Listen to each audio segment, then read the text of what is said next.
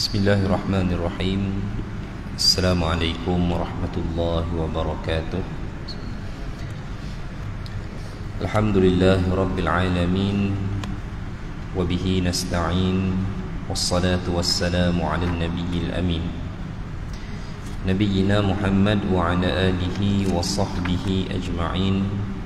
Rabbi shrah li sadri wa yassir li amri wahlul 'uqdatam min lisani yafqahu qawli, wala hawla wala quwwata illa billah, amma ba'd.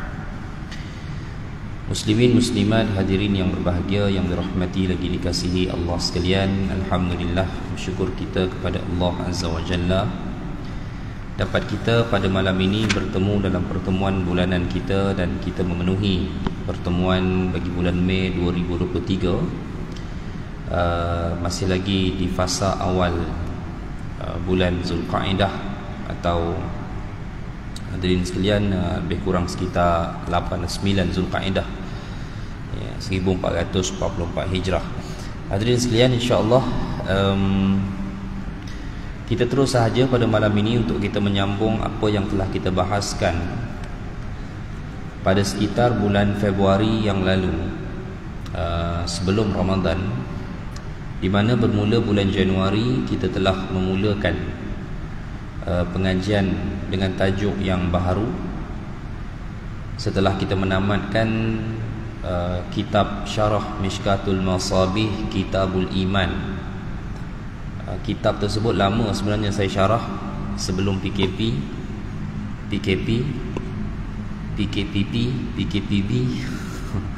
PK semualah, sampai dah tak boleh fikir. Dan akhirnya apabila kita tamat, kita sambung kitab tu, kita tamat PKP, kita sambung di sini, dan akhirnya kitab tu bermula di surah Luqman, dan akhirnya alhamdulillah kita berakhir di masjid ini.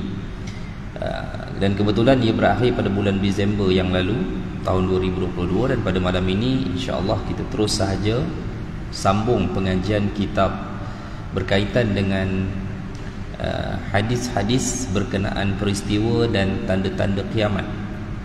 Kita dah bahaskan dua siri mukaddimah pada pertemuan yang lalu berkenaan dengan gambaran topik perbahasan, tujuan pengajian, ya. Kerana kita perlu memastikan tujuan pengajian topik ini dapat difahami, kerana ia termasuk daripada perkara-perkara yang menjadi asas akidah, iaitu yang termaktub di bawah pecahan percaya kepada hari kiamat. Itu termasuk dengan tanda-tandanya yang sabit daripada nas. Dan tujuan kita memahami topik ini sudah pastilah ada kebaikannya, disebabkan oleh Nabi membicarakan kepada kita.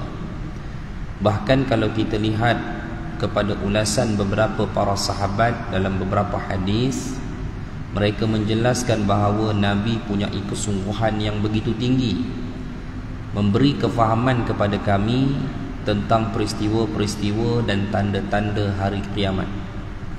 Walaupun tuan-tuan, sebahagian besar daripada tanda dan peristiwa ini mungkin masih menjadi sebuah kesamaran bagi kita pada hari ini. Dan kesamaran ini ada beberapa sebab dan bentuk.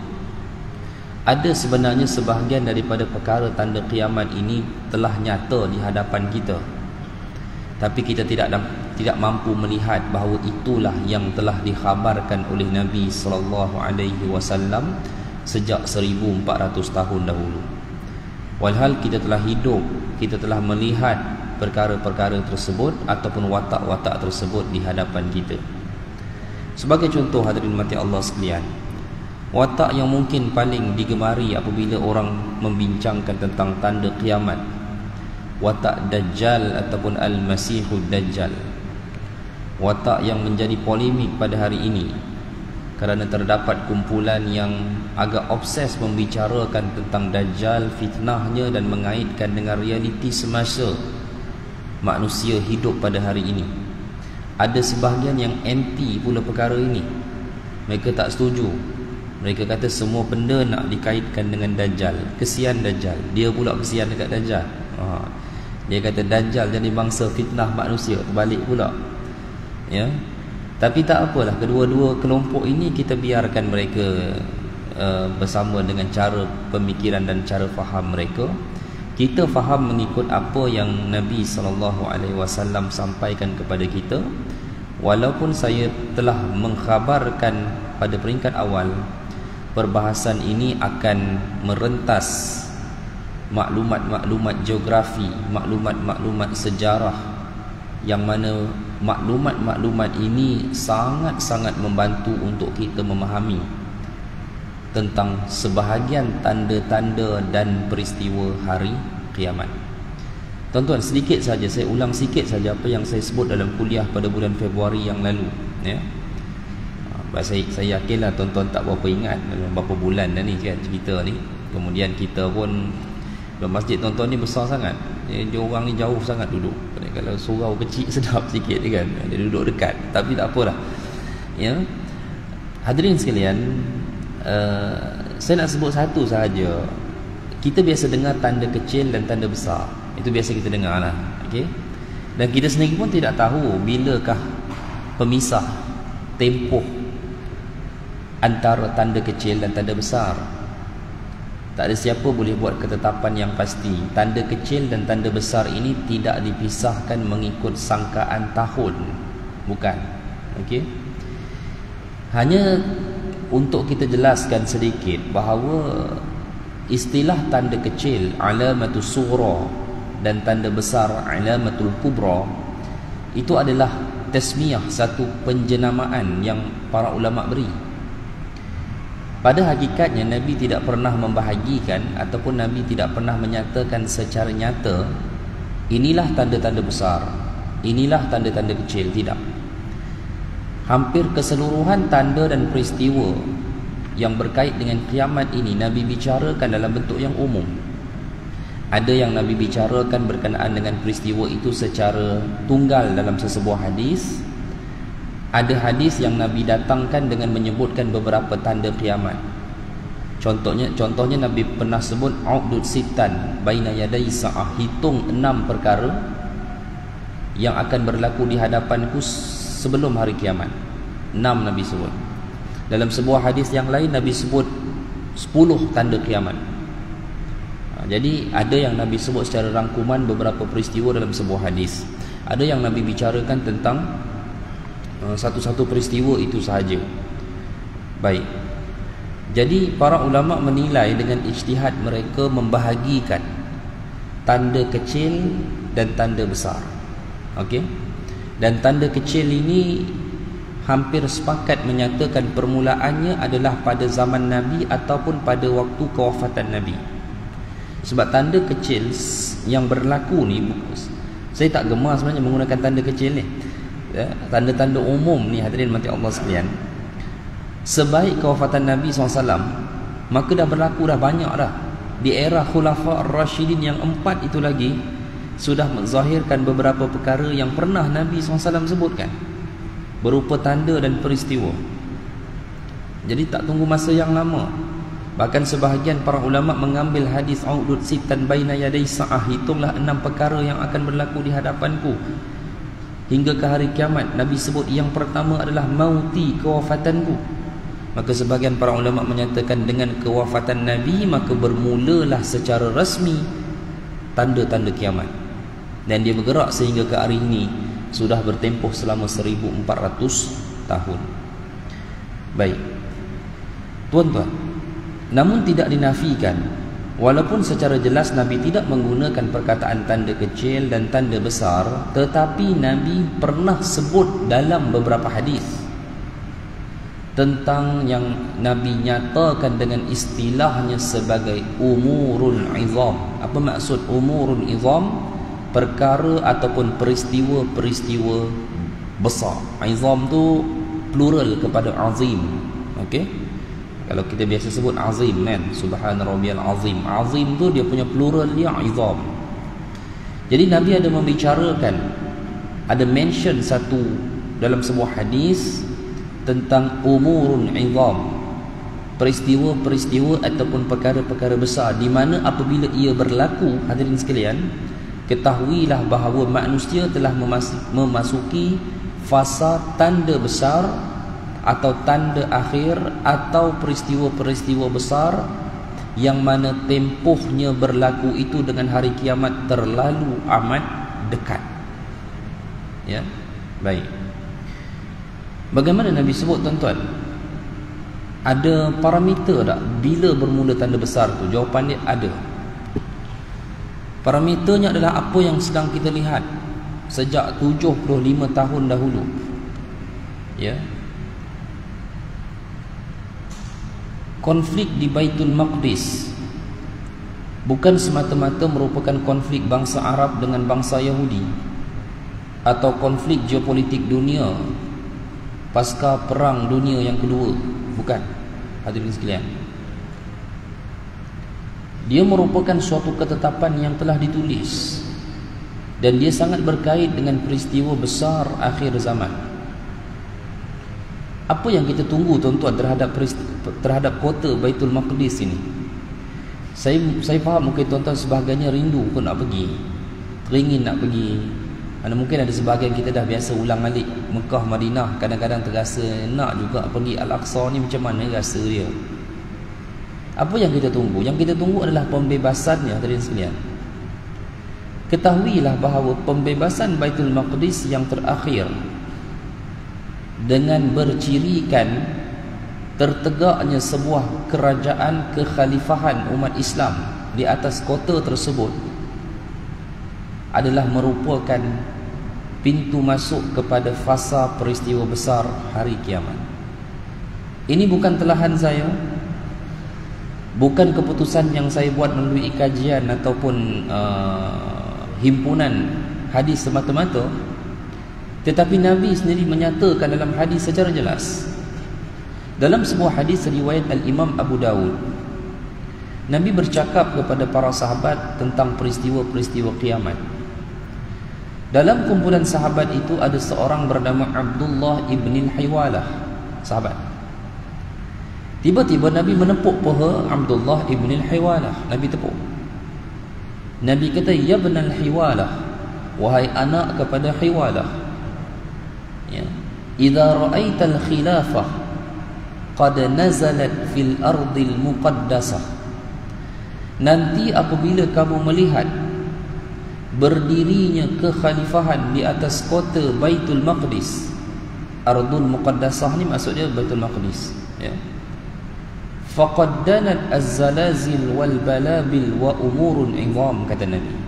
Maka kamu ketahuilah bahawa sudah terlalu amat hampir akan terjadinya peristiwa gempa, kesengsaraan dan umurun 'idham, kata Nabi. Peristiwa-peristiwa besar. Okey? Jadi Nabi sebut apa tuan-tuan, puan-puan sekalian? Nabi sebut kita nak tahu bila, tengok apabila Baitul Maqdis bebas dan menjadi pusat kepada sebuah kekhalifahan. Okey?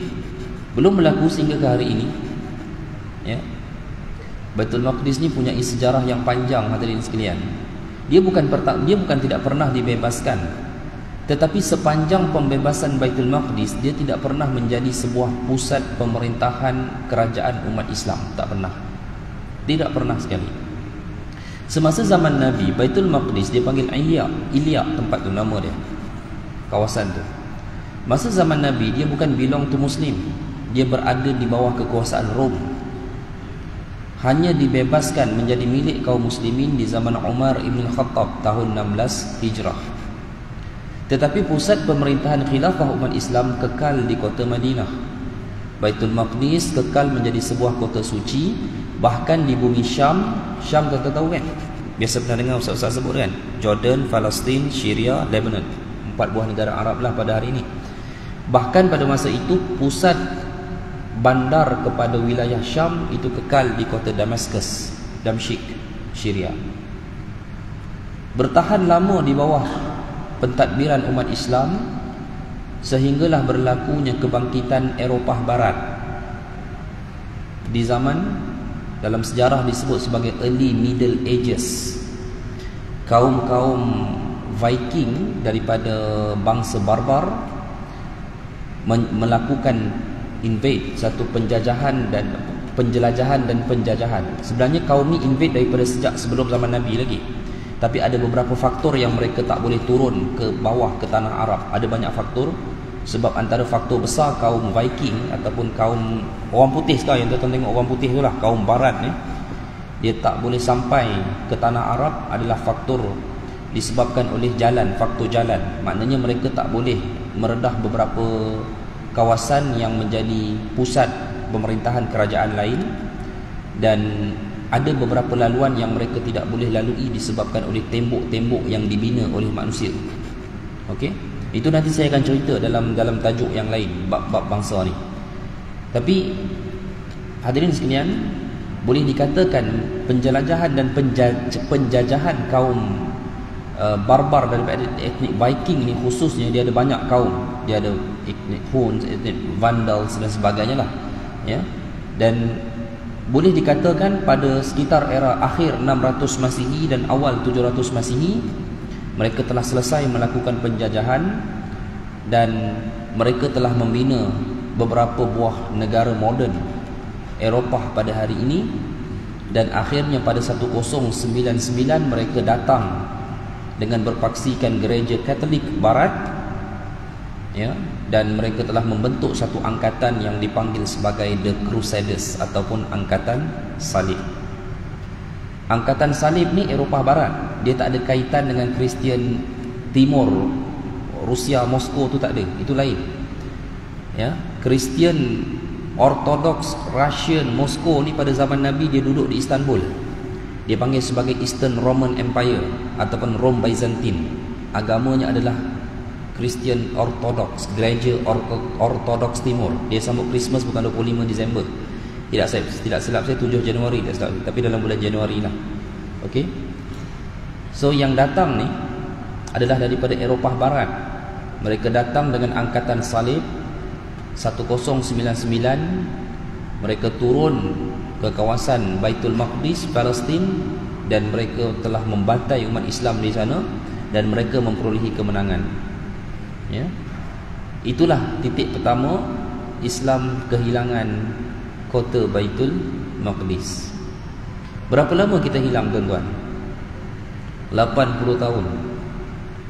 Kita hanya dapatkan kembali pada perang salib yang ketiga, yang pada masa itu dipimpin oleh Salahuddin Al-Ayyubi, tahun yang ke-80 setelah kita kehilangan Baitul Maqdis.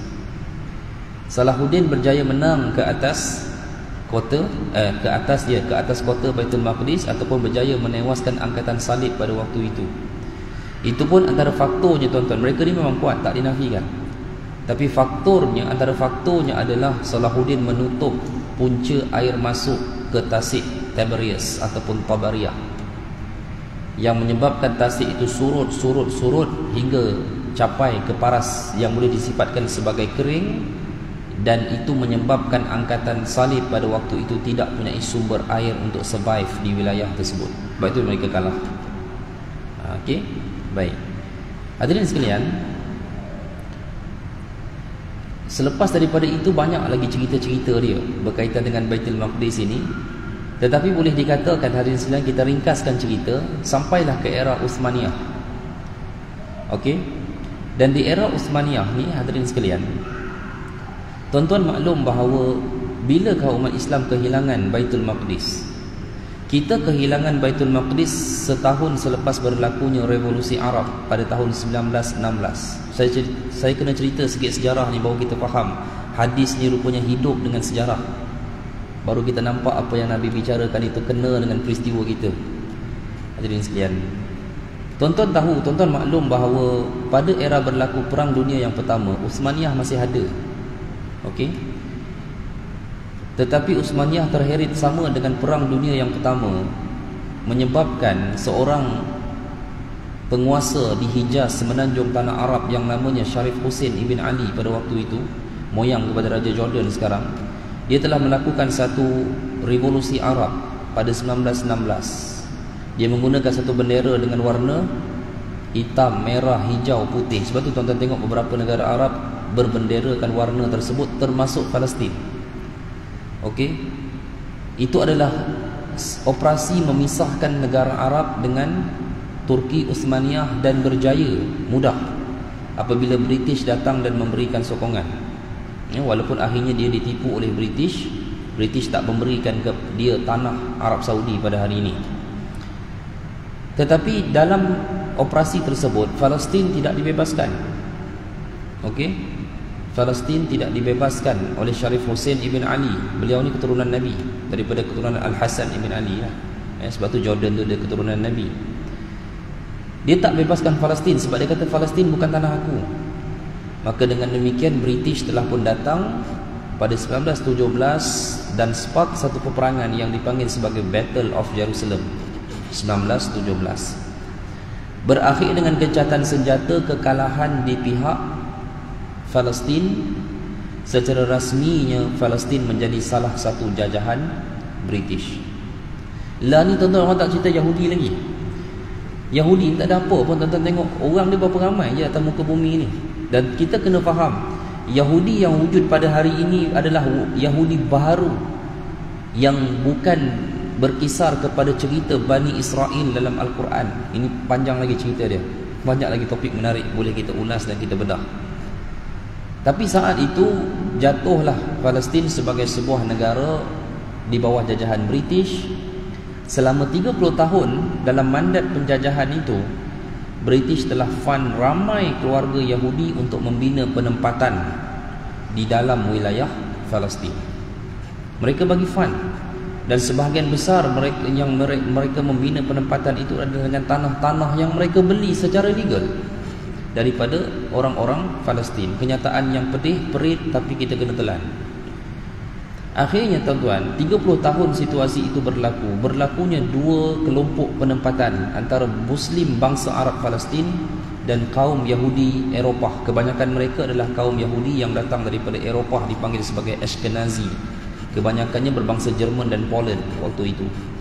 So mereka datang, mereka membina penempatan dengan fund yang diberikan oleh British, menyebabkan akhirnya di Palestin itu terbina dua kelompok penempatan.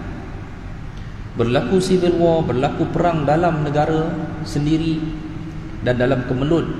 Demikian hadirin mati Allah sekalian, British telah mengisytiharkan untuk menamatkan mandat penjajahan dia di Palestin. Namun pada hari yang sama, sebuah gerakan Yahudi yang bernama Zionis, pada waktu itu presidennya adalah, pengerusinya adalah David Ben Gurion, telah mengisytiharkan penubuhan sebuah negara haram bernama Israel pada 14 Mei 1948, ataupun pada hari yang sama hadirin sekalian, di mana British menamatkan penjajahan di Palestin. Jadi kita kena faham tuan-tuan, sebenarnya Yahudi Israel yang kita tengok itu hanya player saja. Dia bukan big boss kepada semua angkara ini. Big boss dia adalah kuasa yang menjajah kita suatu masa dulu sampai ke hari ini. Nampak tak kita dikelirukan dan kita ditipu bagaimana? Bagaimana mereka boleh mencuci tangan, membersihkan segala kejahatan tangan yang mereka lakukan, dan kita sanjung mereka, dan mereka membebankan kerja buruk mereka itu kepada suatu bangsa lain yang dihina, yang dicerca. Bukan saya suruh puji Yahudi, tak, jahat juga Yahudi ini. Bahkan Nabi ada sebut tentang peperangan menentang Yahudi nanti. Bahkan Nabi dah beritahu bahawa di akhirnya nanti Al-Masihud Dajjal sendiri akan lead tentera Yahudi untuk berperang dengan kaum muslimin. Tapi kita kena tahu punca mastermind di sebalik kerosakan ini. Dan sejak daripada 1948 hadirin sekalian hinggalah ke hari ini 75 tahun, kita belum menyaksikan pembebasan wilayah Baitul Maqdis ini, dan kita tak tahu bila dia akan berlaku. Kan Syekh Ahmad Yasin pernah sebutkan Israel tidak akan bertahan lebih 80 tahun. Sekarang 75 tahun.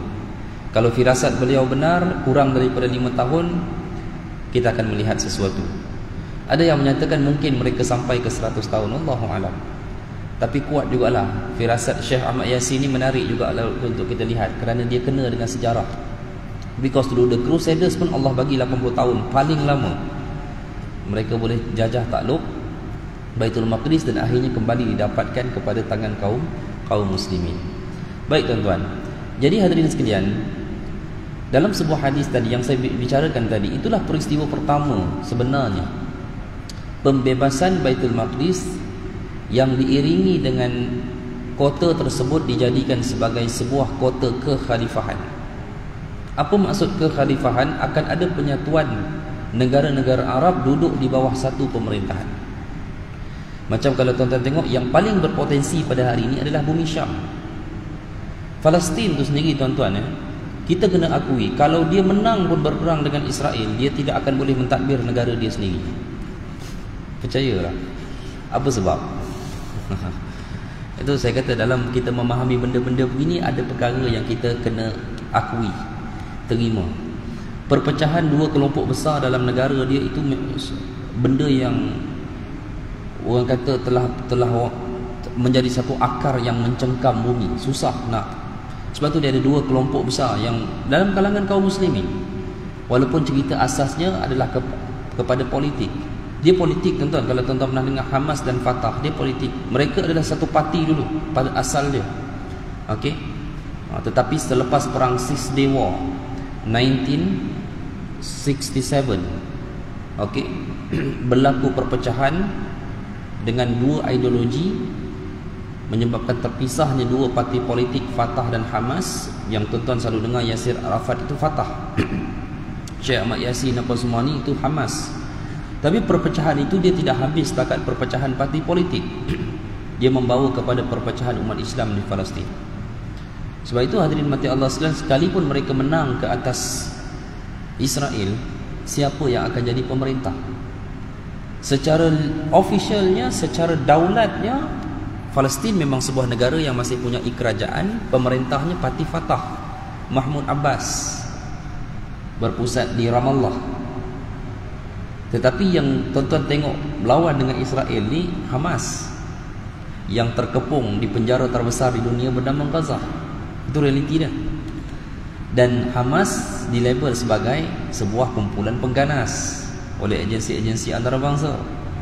Sebab tu Malaysia, kalau tuan-tuan jangan salahkan kerajaan Malaysia, siapa pun jadi kerajaan, kalau beri bantuan, memang mereka tak boleh beri bantuan kepada Hamas. Mereka kena masuk melalui Fatah macam mana pun, sebab itu adalah sebuah kerajaan berdaulat Palestin yang diiktiraf. Okey, baik, itu realiti dia. Dan kalau menang, mereka tak akan mampu capai kesepakatan untuk membentuk suatu negara sendiri. Begitu juga dengan Syria pada hari ini. Tahun ke-12 hancur lebur. Sekalipun satu hari nanti Bashar dapat dijatuhkan dengan kekalahan tentera oleh rakyat Syria, tuan-tuan kena faham, rakyat Syria yang menentang Bashar ini bukan satu brigade, berpuluh brigade ada di sana. Dan kalau menang, akan berlaku konflik siapa nak jadi penguasa. Itu bumi Syam. Tuan-tuan jangan pening tengok bumi Syam. Nabi dah sebut bumi Syam bumi terbaik untuk didiami di akhir zaman. Walaupun kita tak boleh brain pada hari ini dengan keadaan situasi di sana. Sebab apa? Bila Allah mengkehendaki, Allah akan tamatkan konflik kemanusiaan di sana. Akan damailah wilayah tersebut. Wilayah tersebut akan mencapai kemenangan dan terbentuknya sebuah kerajaan. Dihimpunkan wilayah-wilayah negara-negara ini, disatukan di bawah satu pemerintahan. Sebab itu dipanggil khilafah. Dan dijadikan kota suci Baitul Maqdis sebagai pusat pemerintahannya. Dan tuan-tuan, bab ini Nabi dah sebut, pemerintah ataupun pemimpinnya adalah seorang putera daripada keturunanku. Nabi kata, rajulun min ahli baiti, lelaki daripada ahli keluargaku. Ini saya akan bicarakan nanti insya-Allah dalam peristiwa pertama, tanda-tanda besar hari kiamat. Baik hadirin mati Allah sekalian, jadi kita memang menanti kemenangan ini. Tak ada siapa pun di kalangan kaum muslimin yang tidak sabar untuk menunggu bila akan berakhirnya konflik itu. Akan tetapi kita harus ingat, dalam masa yang sama, jika ia berlaku, ketahuilah kita sudah berada pada fasa tanda besar hari kiamat.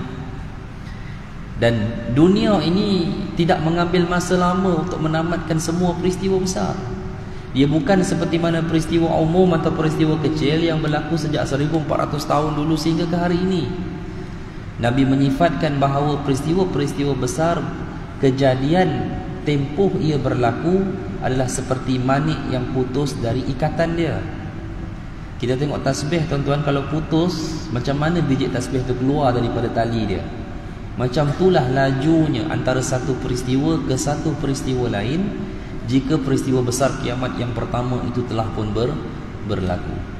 Baik tuan-tuan, apa yang kita nak bahaskan daripada peristiwa-peristiwa besar? Saya mengambil pendekatan untuk membahaskan dahulu peristiwa besar sebelum peristiwa umum atau peristiwa kecil. Kalau tuan-tuan tanya apa sebab, tak ada sebab apalah, tapi saya lebih suka untuk membahaskan dahulu peristiwa-peristiwa besar. Mana tahu kok tak sempat kan. Jadi kita bahas dululah peristiwa-peristiwa besar ini ya, dan kemudian barulah kita sambung dengan peristiwa-peristiwa umum. Sebab kalau kita bicara peristiwa umum ataupun tanda umum atau tanda kecil ni tuan-tuan, semua perkara yang ada dalam kitab saya ni kita dah lihat dah pun. Sama ada dah terjadi atau sedang terjadi, itu saja. Belum pun ada yang perkara yang belum terjadi daripada tanda-tanda kecil ini. Ya. Jadi hadirin sekalian, kita bawa satu hadis riwayat Al-Imam Abu Dawud daripada seorang sahabat bernama Mu'az bin Jabal radhiyallahu anhu. Beliau meriwayatkan bahawa Nabi SAW menyebutkan satu kronologi peristiwa-peristiwa besar hari kiamat. Ini antara hadis yang paling ringkas dan paling jelas kronologi peristiwa yang Nabi SAW sebutkan. Yang pertamanya tuan-tuan, Nabi sebut Umran Baitul Maqdis. Nabi kata, mana peristiwa besar ini akan bermula dengan kemakmuran Baitul Maqdis. Apa dia kemakmuran Baitul Maqdis yang saya baru bicarakan tadi? Iaitu pembebasan kemenangan dan Baitul Maqdis diangkat sebagai kota yang makmur, sebagai sebuah pusat pemerintahan kekhilafahan umat Islam di bumi Syam. That's why Nabi pernah sebut dalam hadis, bumi Syam adalah tempat terbaik untuk kamu diami pada akhir zaman. Sebab apa? Dia akan menjadi satu tempat kemenangan umat Islam yang pertama. Dia akan menjadi suatu tempat yang aman dan damai. Dia akan menjadi suatu tempat yang selamat daripada fitnah-fitnah besar ujian umat di akhir zaman. Dia makin besar tuan-tuan ujian ni. Itu bukan, kalau hantar tuan-tuan pergi tengok Saudi sendiri pun pada hari ini, tuan-tuan akan lihat benda yang kita tak akan jumpa 10 tahun dulu. Ada di sana, dalam wilayah yang adanya dua tanah haram itu. Baik. Sebab itu Syam adalah bumi terbaik Nabi sebutkan. Apa peristiwa pertama? Umran Baitul Maqdis, kemakmuran Baitul Maqdis.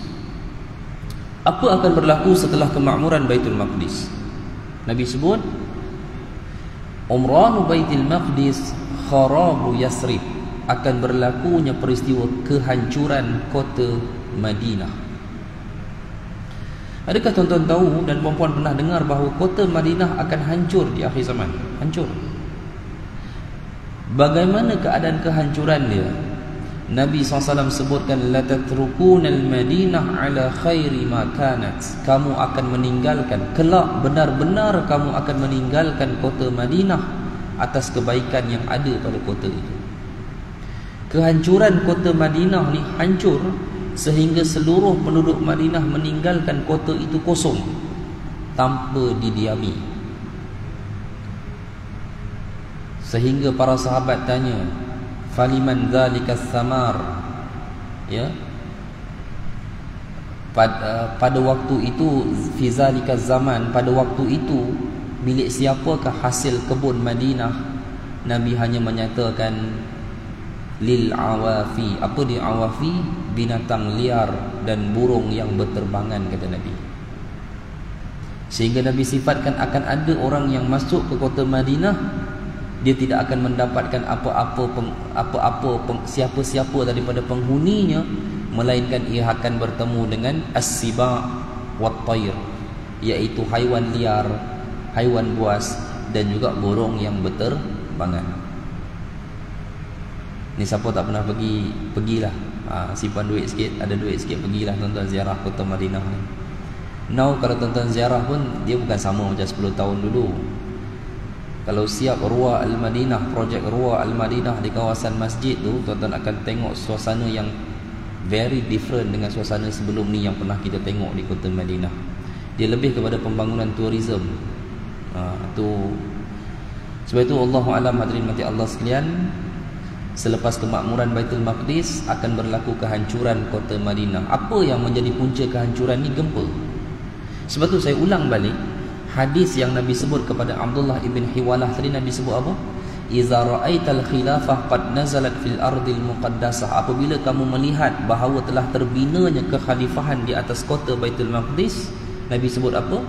Faqad danat az-zalazil. Ketahuilah terlalu amat dekat akan peristiwa zalazil. What mean zalazil?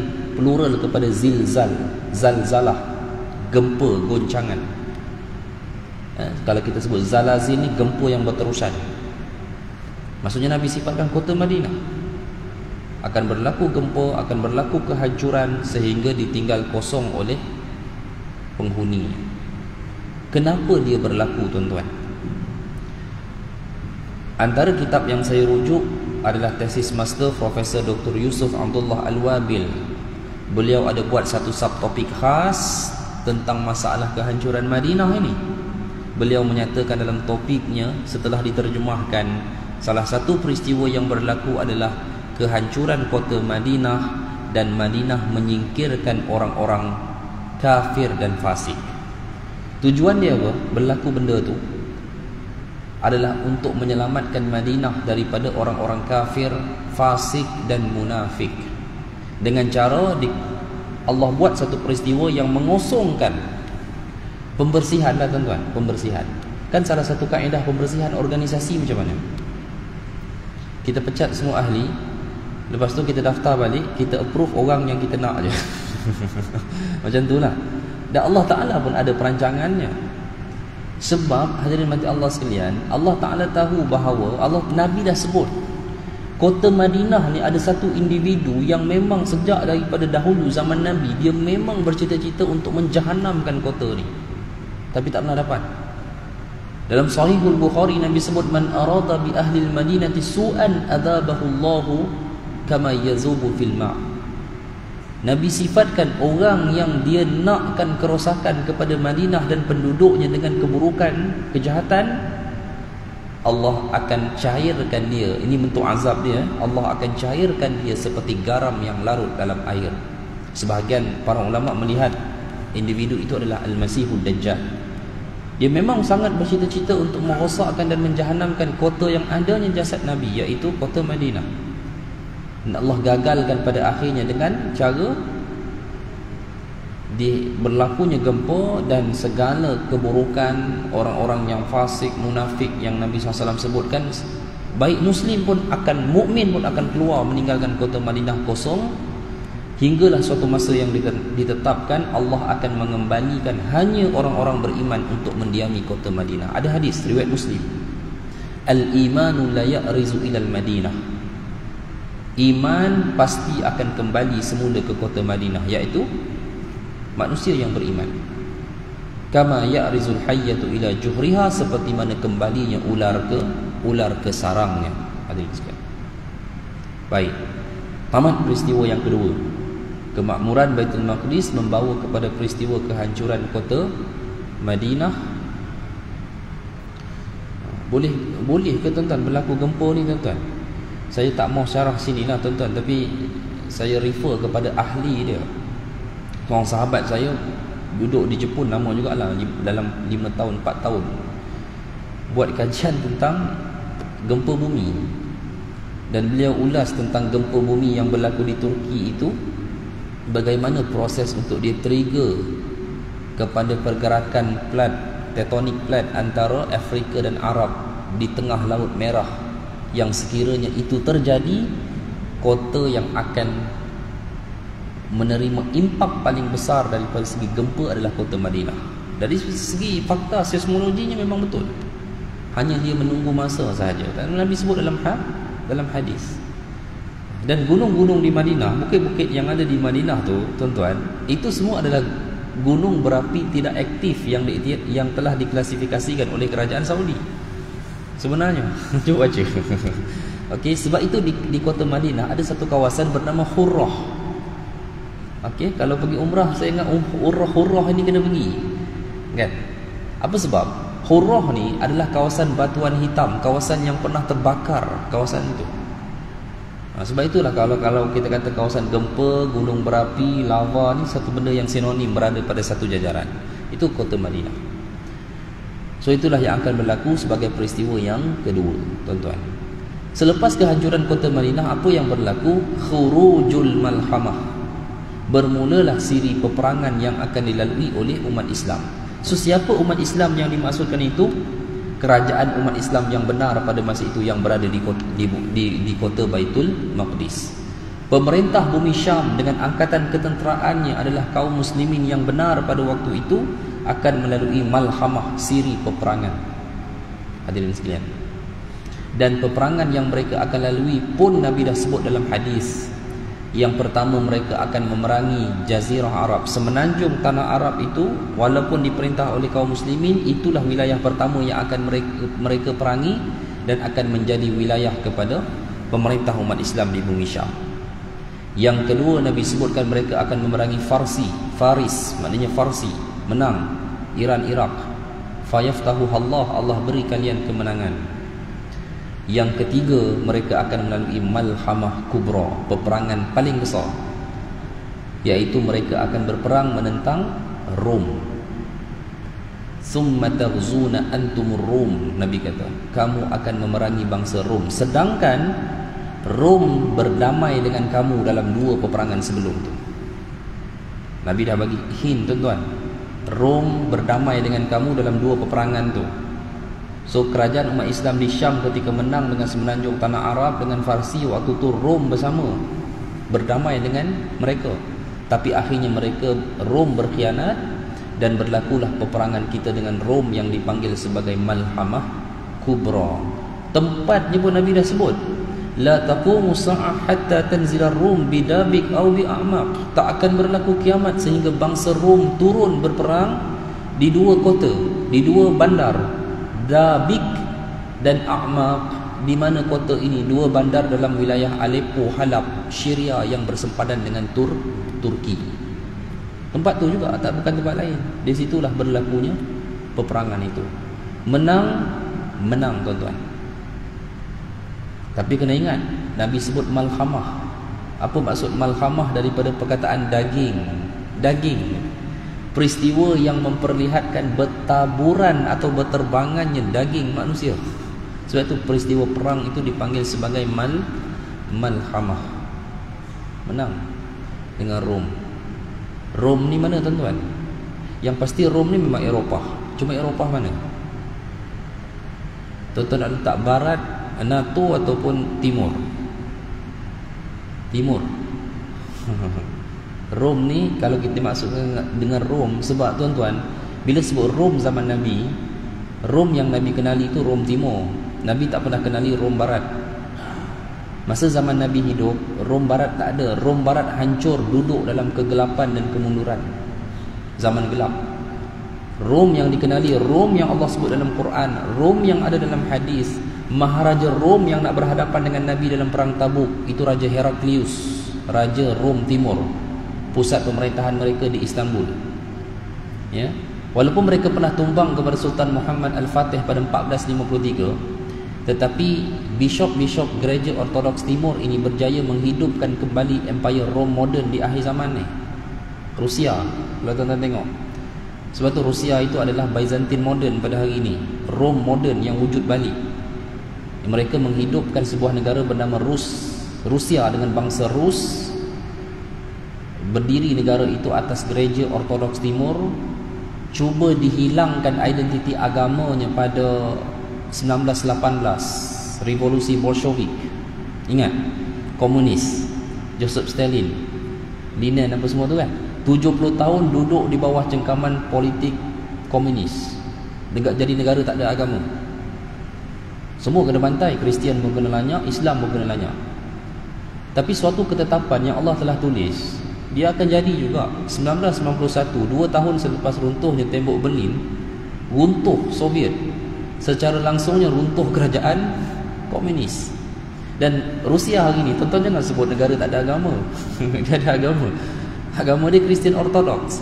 Islam jadi agama rasmi yang kedua di Rusia itu. Walaupun sebahagiannya tuan-tuan tengok memang liberal lah. Yalah, dia dah 70 tahun duduk bawah komunis kan. Itu cerita dia.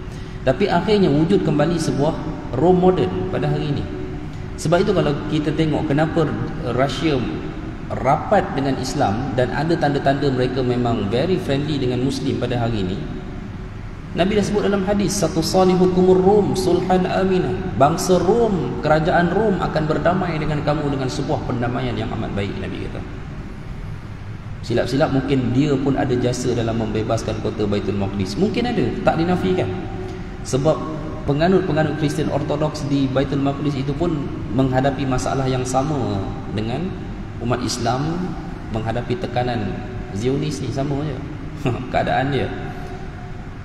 Tapi akhirnya macam mana pun mereka akan berkhianat dan akan berlakulah satu peperangan dan pertempuran besar, malhamah kubra antara kaum muslimin dan bangsa Rom.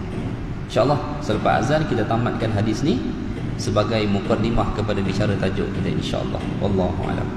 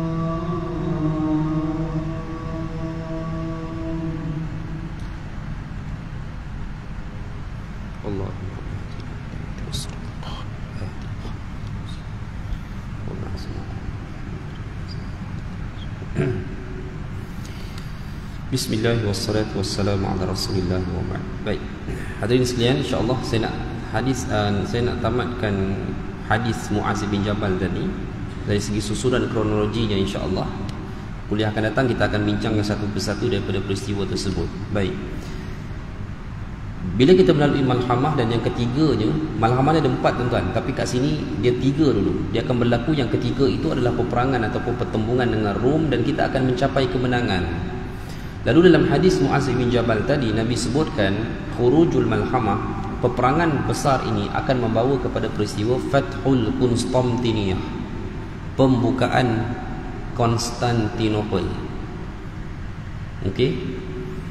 Sama ada adakah dia Turki ataupun Istanbul, yang kelihatannya tidak logik pada zaman kita hari ini.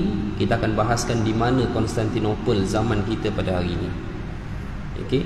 Sebab tuan-tuan, pembukaan Konstantinopel ini bukan merujuk kepada apa yang dibuat oleh Osmaniyah dulu, bukan, oleh Sultan Muhammad Al-Fatih, bukan. Pembukaan itu dengan peperangan.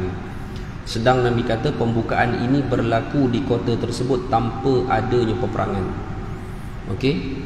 Tapi dia merupakan natijah setelah kita menewaskan angkatan tentera Rom dalam peperangan besar yang menyebabkan wilayah mereka jatuh dengan sendirinya ke tangan kaum muslimin.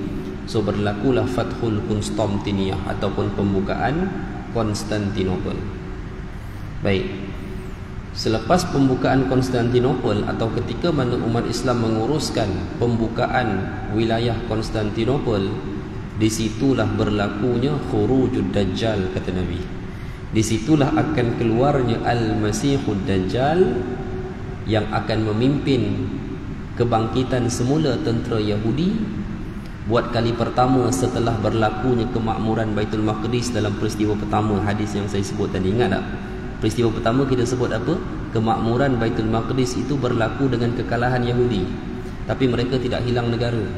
Sebab tu tuan-tuan, kalau kita berperang pun dengan Yahudi pada hari ini dan tamat dengan sebuah gencatan senjata dengan sebuah pihak yang menang dan kalah, sekalipun kita menang, dia tak akan hilang negara Israel ni. Sebab kita dan mereka ada perjanjian, antaranya perjanjian Oslo 1994 di bawah Yasir Arafat dahulu, yang telah memberi bahagian 60% tanah Palestin kepada Yahudi Israel. Tapi kita jangan blame almarhum, jangan salahkan almarhum Yasir Arafat. Ada sebab dia buat begitu. Dalam percaturan politik kita tak boleh baca satu layer, read between the lines, baru kita akan nampak apa cerita di sebalik realiti benda tu berlaku. Baik. Tapi sekurang-kurangnya kita berjaya menjadikan mereka sebagai pihak yang kalah dalam peperangan, tidak seperti hari ini. Tetapi dengan kemunculan khurujud Dajjal, keluarnya Al-Masihud Dajjal dalam hadis, dia sendiri akan memimpin kebangkitan semula tentera Yahudi dan akan berperang dengan kaum muslimin. Pada masa itulah Allah menurunkan, menjadikan satu peristiwa nuzul Isa bin Maryam. Pada waktu itulah Allah akan menurunkan Isa ibn Maryam, Nabi Isa. Kan? Sampai Nabi Isa kita cerita ni, kan, ingatkan jauh sangat, nampak macam dekat saja peristiwa ini, kan? Ya, di situ Allah menurunkan Nabi Isa.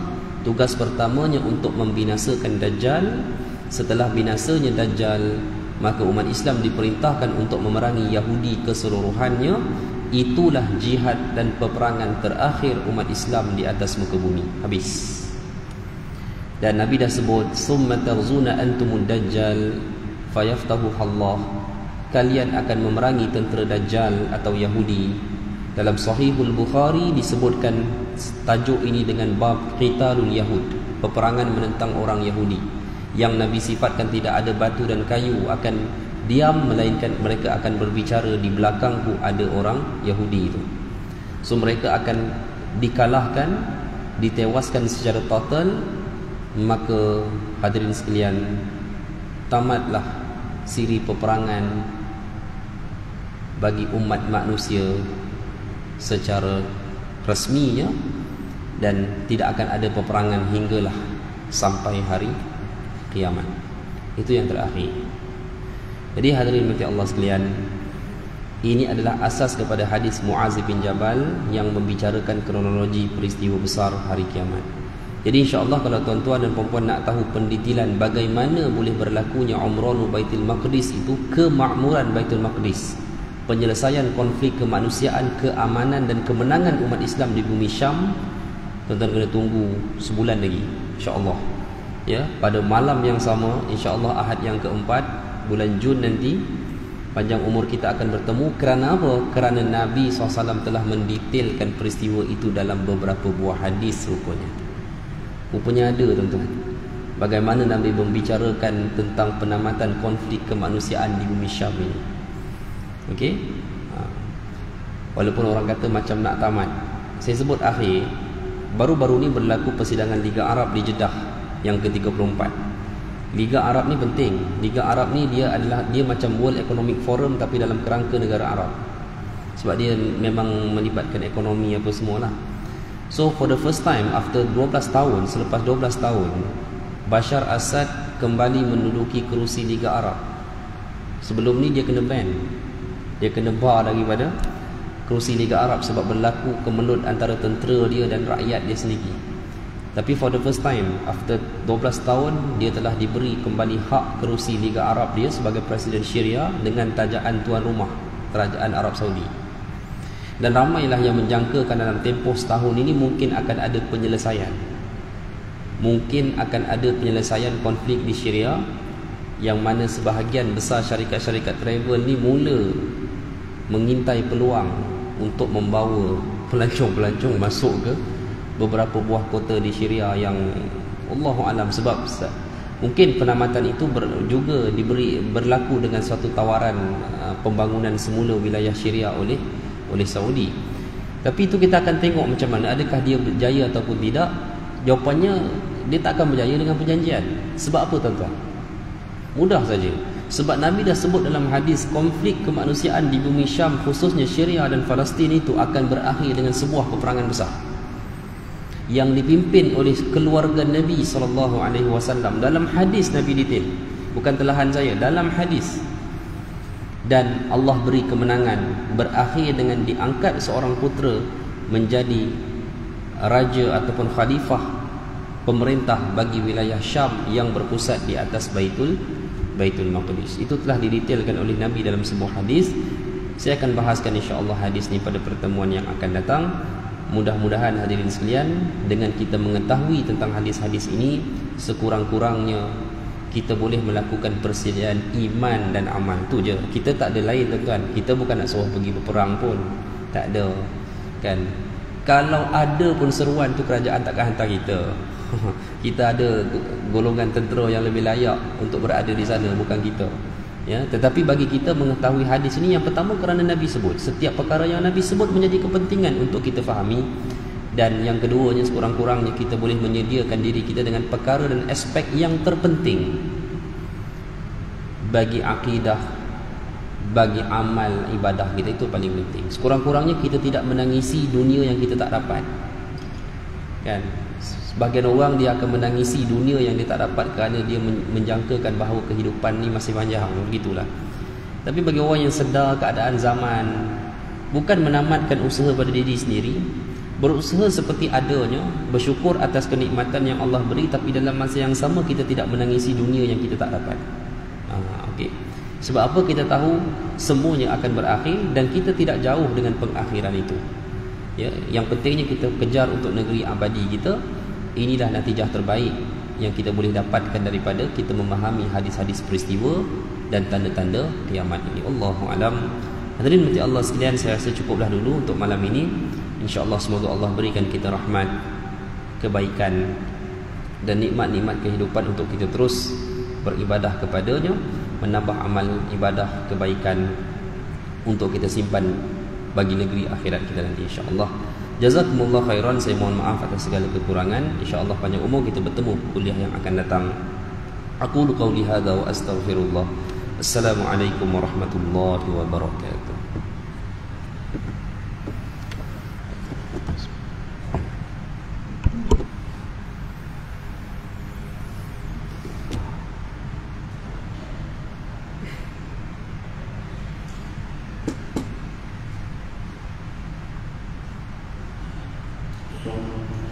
Allahu Akbar, Allahu Akbar. Asyhadu an la ilaha